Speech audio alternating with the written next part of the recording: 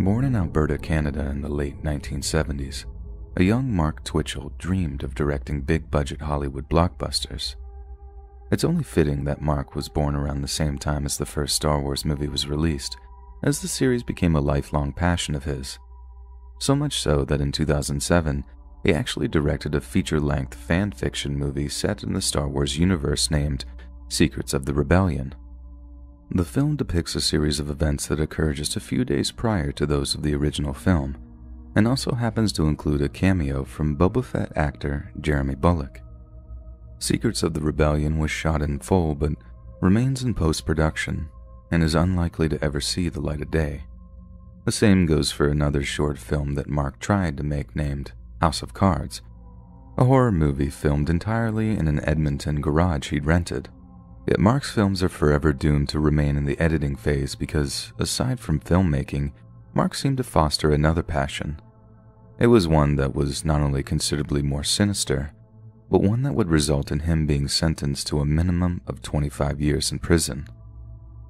About the same time that Mark was filming a short horror movie, a 38-year-old factory worker named Johnny Altinger was on top of the world.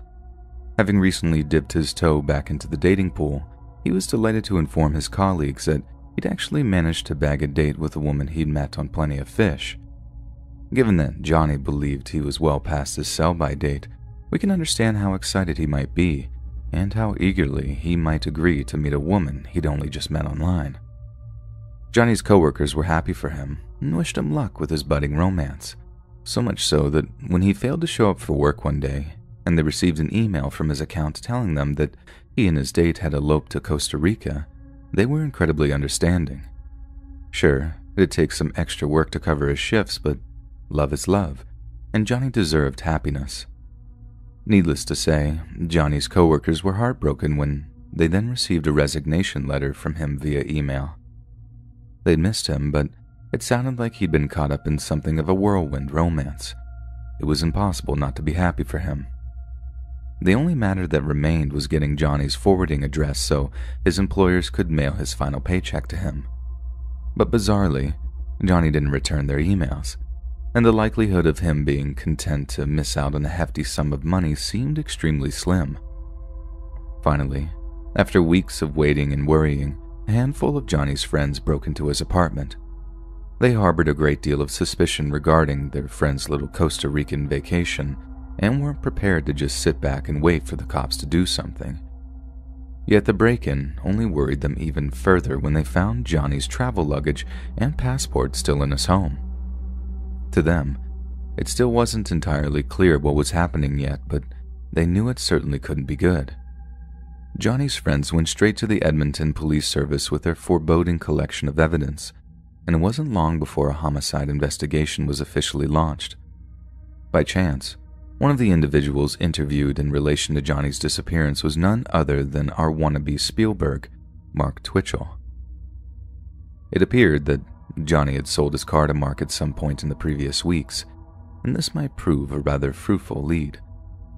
Mark might well be able to provide them with an insight into Johnny's state of mind, perhaps even recall something Johnny said that might point them in the right direction. The police had no reason to believe that Twitchell was a potential suspect, but they also knew that there was no way Johnny was in Costa Rica, unless he had smuggled himself across the border.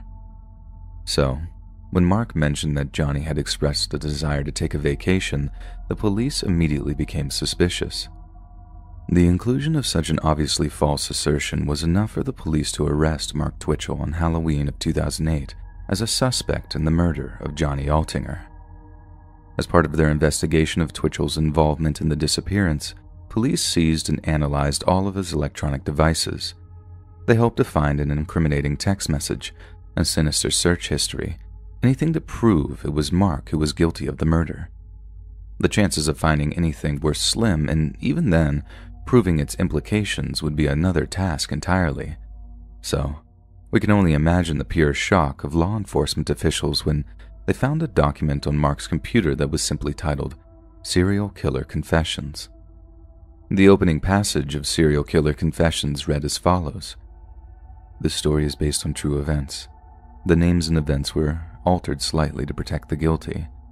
This is the story of my progression into becoming a serial killer. The document went on to present an account of its narrator's planning, failed first attempt, and successful second attempt to lure a man to his garage and murder him, with fake online dating profiles used as bait. It also described the process of dismembering the body and attempts to dispose of the remains. It was a thinly veiled attempt to fictionalize what had evidently been a very real murder, as the account was so horrifyingly detailed that it was quite obviously a retelling of Mark's own experiences of murdering Johnny. Slowly, the truth became horrifyingly clear. Johnny lost his life so that Mark might be able to author a better true crime story. At his trial, Mark attempted to fabricate the idea that he had murdered Johnny in self-defense, and that the serial killer confession document he had authored was merely a coincidence. Yet, he was hard-pressed to explain another document that law enforcement had recovered from his laptop, one which was titled, "A Profile of a Psychopath." Despite his own insistence to the contrary, the prosecution argued that it was Mark's attempt to deeply analyze his own bizarre behavior and personality. This second document also detailed how, in the days leading up to Johnny's disappearance, Mark had purchased knives, plastic sheeting, saw blades, and a meat cleaver, all in preparation for creating what was described as a kill room in the rented garage. But perhaps the most damning piece of evidence the jury heard was the plot of Mark's short horror movie, House of Cards. They were told that the movie centered around an unfaithful husband, one that was lured to a discreet location under the pretense he was meeting a woman from a dating website. However, once he arrived, he was attacked and killed by a masked man as punishment for his infidelities. Mark hadn't just killed a man so he could write about the process more accurately. He had staged a grim reenactment of his own short film. Once these details emerged, the police were contacted by a man named Gilles Tétrault, a computer company contractor who seemed desperate to talk to them regarding the Mark Twitchell trial. Gilles told investigating officers that he too had been lured to a secluded location under the pretense of meeting a young man named Sheena, whom he'd been flirting with online for the past several days. But when he arrived, he found himself ambushed by a man in a hocket mask who attempted to subdue him with a stun baton. After a violent struggle, Gilles managed to escape, but did not report the attack to police out of sheer embarrassment. It was a clear replication of Mark's modus operandi, and suddenly, it became clear that Gilles was the one Mark mentioned in the first court document, a man the media dubbed the one who got away. As the trial progressed, the prosecution slowly pieced together a picture of who Mark Twitchell really was, a violent, deranged psychopath who masqueraded as a filmmaker, using the art form to recreate violent fantasies that he would later delight in making a reality. The jury had no problem finding him guilty of first-degree murder, and in April of 2011, Mark was given the maximum sentence by Canadian law, life in prison with no parole eligibility for a minimum of 25 years. But even after his imprisonment, grim details of Mark's fascination with murder and dismemberment continued to reach the ears of the public. Apparently, Mark's favorite TV show was Dexter, a series that chronicled the life of Dexter Morgan, a man with homicidal tendencies living a double life. He works as a forensic technician for the police department during the day, but after dark, he continues his work as one of Miami's most prolific serial killers. In May 2013, it was reported that Twitchell had purchased a television for his prison cell. Twitchell stated that he had caught up on every Dexter episode that he missed since he was arrested and convicted of first-degree murder. Word of Mark's love for the show was met with such revulsion by those that heard it that Dexter's lead actor, Michael C. Hall, was confronted with the news on a live radio show up in Canada. "I would hope that people's appreciation was more than some sort of fetishization with the kill scenes," he said. "And I wouldn't stop making Dexter because someone like Mark Twitchell was fascinated by it only in that way. I try to tell myself that their fixated nature would have done it one way or the other, but it seems that Dexter had something to do with it. It's genuinely horrifying." Perhaps Michael C. Hall is correct. Perhaps Mark Twitchell had fostered a fascination with the macabre, and that had long predated his love of Dexter and was bound to hurt someone sooner or later. But there's also little doubt that the violent imagery presented in shows like Dexter have a very particular effect on some people. They act as triggers, making people like Mark want to turn their darkest fantasies into violent, permanent realities.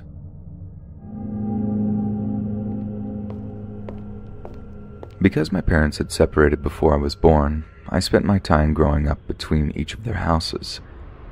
Each summer until I turned 19, I stayed with my dad in rural Missouri. He had grown up in the area himself, and most of his family still lived there. Without much to do, like going to the movies and stuff, I would fill my days hanging out with my older cousin and getting into mischief. Many of our long summer days were taken in wandering the surrounding woods. On one of these journeys, we came across a big lake setting quietly by itself out in the middle of nowhere. The water was crystal clear and filled with tons of monstrous fish. We asked the adults if they were aware of its existence, but none had heard of it. That was probably the reason for it having so many large fish. No one living in the area had fished it, and any who had in the past allowed its location to be lost. We would fish the pond 3 or 4 times, coming away with a stringer full of lunkers on each occasion. On the 5th occasion, we hoped to accumulate enough for a big family fish fry. The summer holiday was starting to wind down, and we figured a fish fry would be a great way to cap it off. It was a warm Saturday morning when we headed out.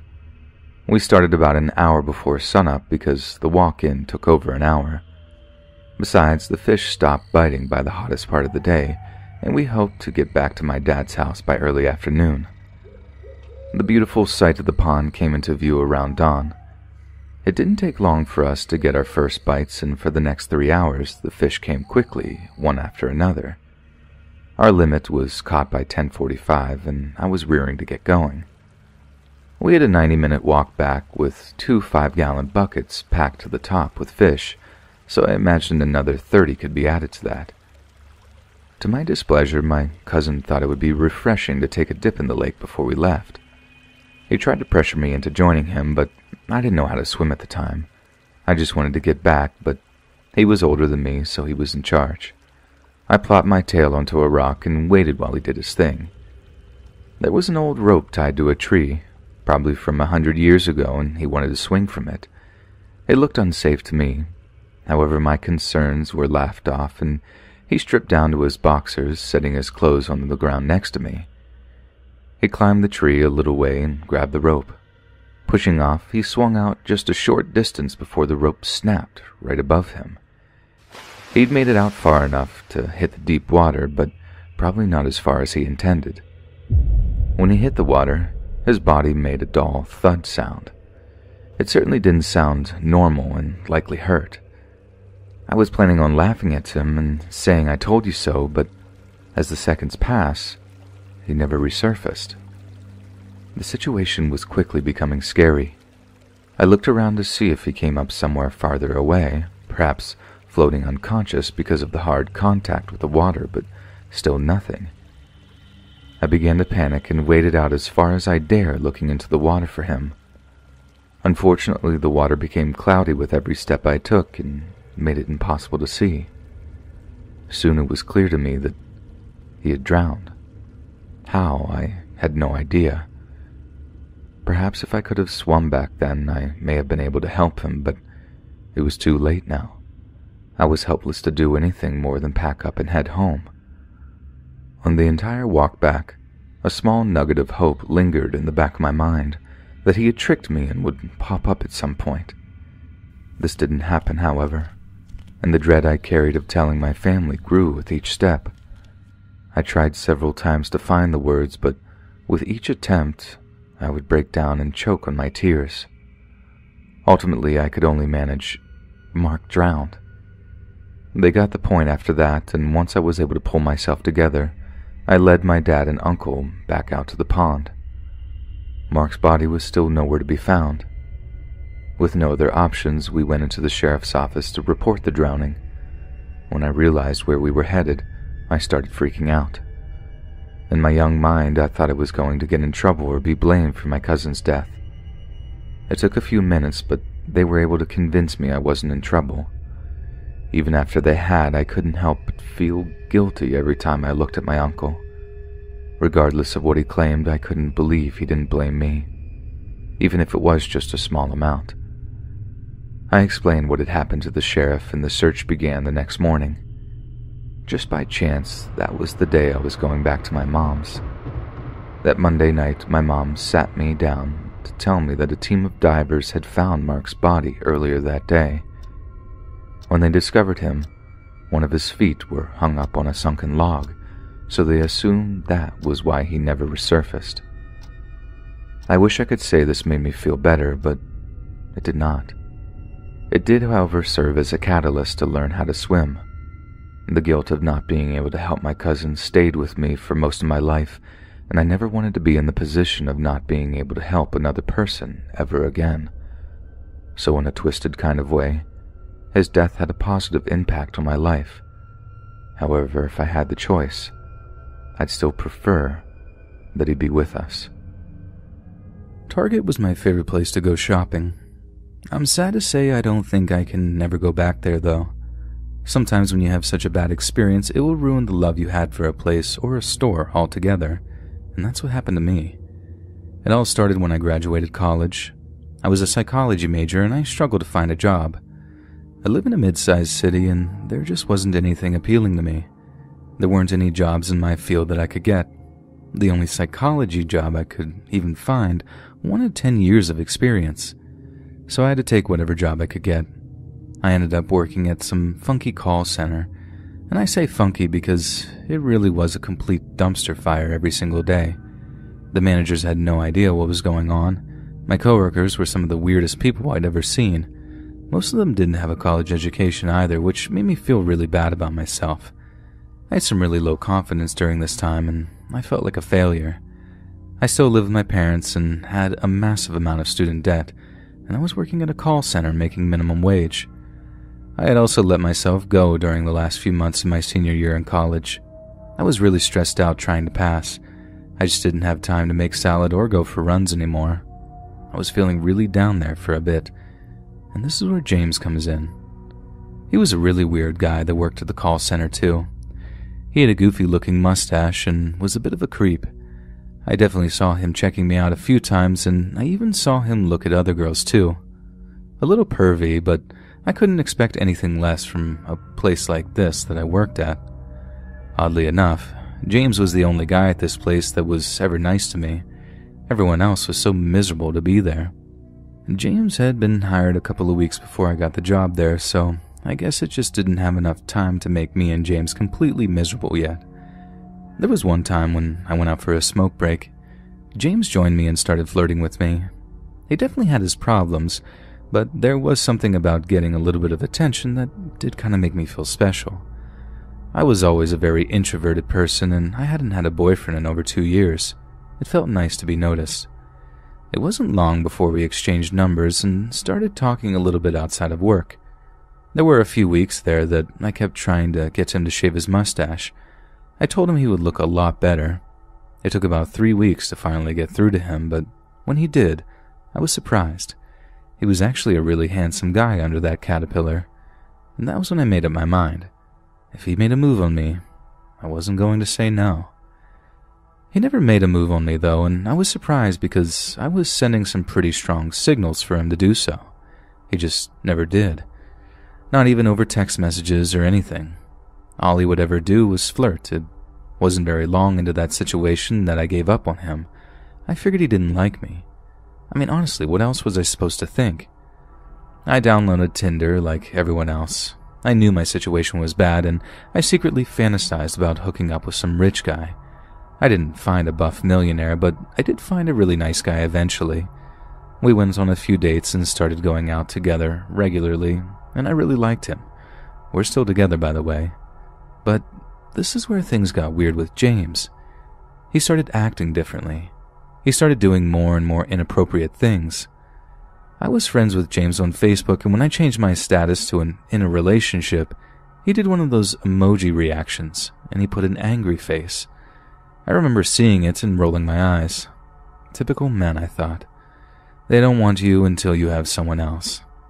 Now, something James would always do with me is send slightly naked pictures. It wasn't like full frontal or anything like that, but he would take racy photos of himself getting out of the shower or changing and things like that. That was okay when I was single, but he just didn't stop. And these new pics were much more revealing, if you know what I mean.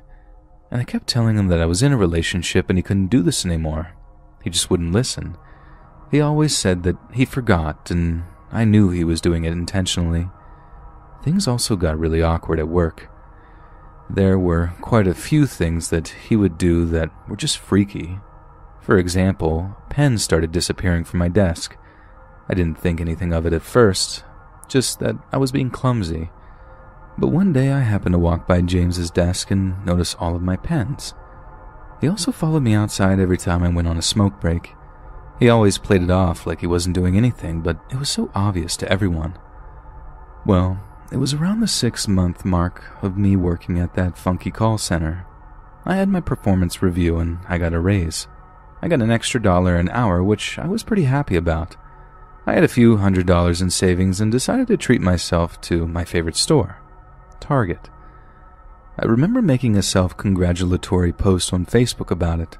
I even mentioned that I was going to treat myself to some new sheets from Target. I remember getting comments from some of my friends and former classmates.